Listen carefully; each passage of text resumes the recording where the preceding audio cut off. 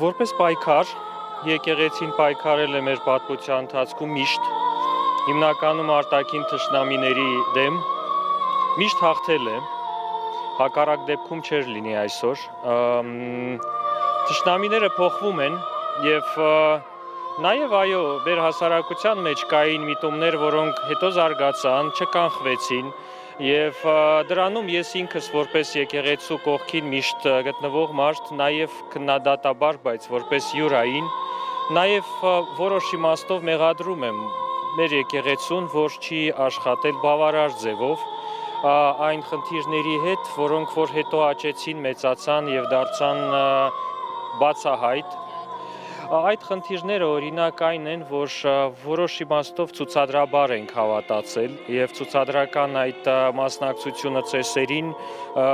որոշ դեպքերում եւ այդ դեպքերը շատացան իհարկե չէին իմաստավորվում, այնպես ինչպես պետք էր։ Մենք գիտեինք բոլոր այն մեղքերը, որոնք մեր եկեղեցին խնդրել է մեզ չանել, չգործել, բայց գործել ենք։ Եվ ես հիմա տեսնում եմ վիճաբանությունները, օրինակ եկեղեցու այս կամ այն ներկայացուցչին ուղված, թե խախտել է այս կամ այն նորմը, բարոյական այդ թվում, բայց յուրաքանչյուրս մեր մասին սկզբից պիտի մտածենք, արդյոք մենք ամբողջ այս մեր կյանքում առաջնորդվել ենք բոլոր նորմերով, բոլոր արժեքներով, երևի չէ, իհարկե չէ, եւ մասնավորապես քաղաքականության մեջ գտնվողները հայտնի է, որ քաղաքականությամբ զբաղվողը բարոյականության եւ անբարոյականության միշտ շեմին է գտնվում եւ այդ մարդիկ չէ, որ պիտի դատեն եկեղեցու բարոյականության մասին, սա սկզբունք է։ Եվ իսկ այսօր մենք տեսնում ենք նաև, որ տեղեկատվական այս քարոզչության մեջ եւ քաոսի մեջ սա դառնում է հիմնական միտում տրենդ քննադատելը։ Եկեք մեզ նայենք, եկեք յուրաքանչյուրս մեզ նայենք, մտածենք եւ եկեղեցիներ գալով, մեր եկեղեցին էջմիածնում է եւ ամբողջ աշխարհում մտնելով եկեղեցի, գտնվելով այդ տարածքում կամ մեր տանը նստած լինելով, եկեք մտածենք իսկ մենք ինչպես ենք ապրում եւ մտածենք հոգեվոր արժեքներով ապրելու մասին, դա անհրաժեշտ է եւ խոսքը չի գնում այն մասին, որ պետք է ներող լինես քո թշնամիների հանդեպ, որոնք որ պետության դրսում են գտնվում, բայց յուրայինների հանդեպ ամեն մեկս մյուսի հանդեպ պիտի ավելի վերաբերվի բարեկամաբար, ես կասեի, մենք մեկ ընտանիք ենք, բոլորս։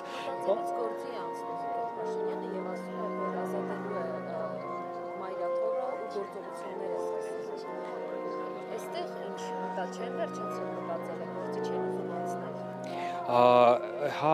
այդ կողմը, իշխանական կողմը իշխում է իսկապես եւ փորձում է իշխել բոլոր դիրքերում, այդ թվում նաեւ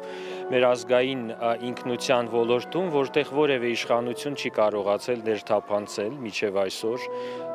Հիմա նա փորձում է դա անել եւ մի քանի պատճառով առաջինը մրցակցություն է տեսնում, եկեղեցին ավելի ազգային է, քան ինքը, եւ օրինակ Փաշինյանը Սփյուռքի հետ հրաժարվեց աշխատել ի սկզբանե, մինչդեռ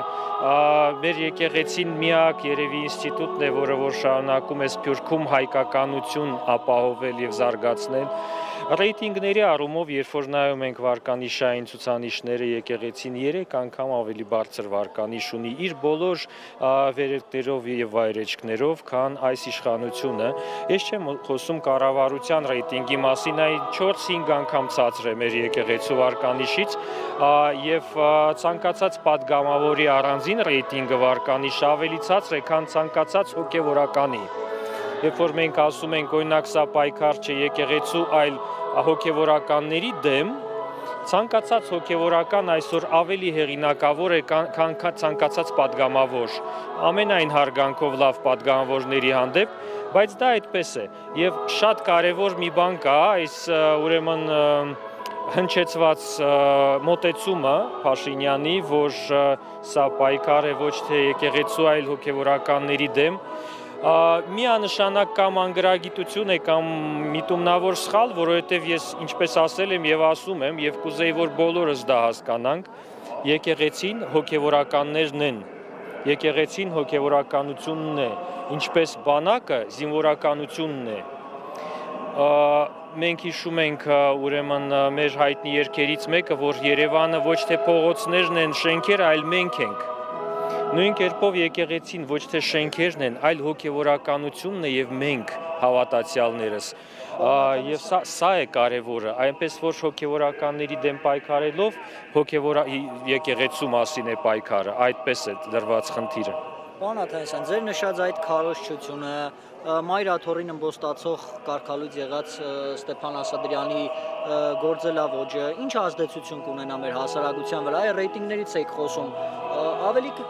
կնվազեցնի մայրաթորի եւ եկեղեցականների ռեյտինգը եւ ըստ այդմ նաեւ բարձրացնի իշխանականների ռեյտինգը, թե հակառակը։ Ես սա էլի, գիտեք, առանց ատելության խոսք տարածելով, առավել եւս այս տարածքում, այս սուրբ տարածքում, ուղղակի օբյեկտիվ լինենք, ստացվում է այնպես, որ մենք ունենք ղեկավար պետության, ով որ հեռացվել է բուհից եւ հոգեվորական, ով հեռացվել է եկեղեցուց եւ իրենք հիմա միասին են, այնպես ինչպես եթե վատ երկու աշակերտ դուրս գար դպրոցից, հեռացվեին եւ խոսեին դպրոցի մասին, քննադատաբար, սա է որ տեսնում ենք, եկեք միացնենք մեր ուղեղը, միացնենք մեր պատիվը եւ արժանապատվությունը եւ սկսենք վերջի վերջո տարբերել լավն ու վատը, տարբերենք ճիշտն ու սխալը։ Մեր մեջ է լուծումը այս ամեն ինչի։ Շնորհակալություն։ Ես եմ շնորհակալ։